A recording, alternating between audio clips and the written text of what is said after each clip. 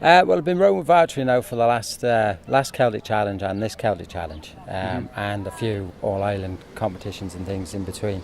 I kind of like, from what I wanted out of the Celtic Challenge was to win the race. That was my overall ambition, and that's what we did the last time. We set out to win it, and we did. So this time, I said the last time that I wasn't going to do it again. It was finished, no more.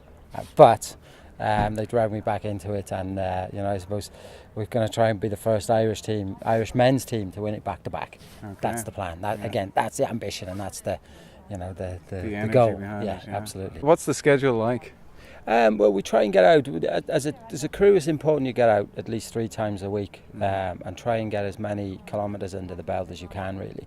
And that's in all sorts of conditions as well. It's beautiful today, but we've been rowing in the rain and the freezing cold and the pitch black and things like that. So it's but it's also to test the character of the crews. You need to push them, make them feel uncomfortable, because when you're in the middle of the Irish Sea and a force 4 gale kicks up, you're uncomfortable, and you have to be able to manage that. And this is simple. So this Celtic Challenge is probably 60% mental and 40% brawn. It's because you are in the middle of the night. You could be doing that every other stroke, or every third or fourth stroke. You could be missing the catch, but that's just because of the swells, and that's just how it is. So that, as I say, from a mental point of view, it's incredible. And a lot of training we do through the winter is all about that mental strength, and it's that's really it. It's hard to explain it to people, isn't it, what it's like when you're out there?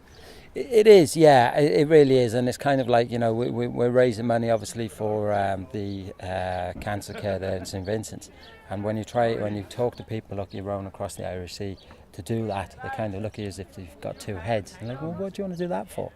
And kind of like the only time you actually realise what you've done, because when you're in the zone rowing, you could be rowing out in Wicklow, rowing in Dunleary, or just rowing in the Irish Sea, and then we come back on the ferry, and we look out the window and look out to the sea, and we're like, oh my God, we just actually rowed through that.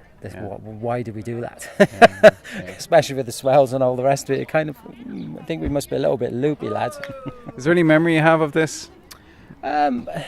I think the memory is, it's like every time you do a different challenge, you're doing it with a different group of people. Like there's 6 or 7 rowers this time that didn't do it the last time. So I think that what you do, you always create a special bond, and that will come to its fore in the middle of the Irish Sea, because it's you have to be there as a band of brothers as such, and really kind of look out for each other. It's so easy, because I always remember my first Celtic Challenge I did. That was 2012, and I remember getting out of the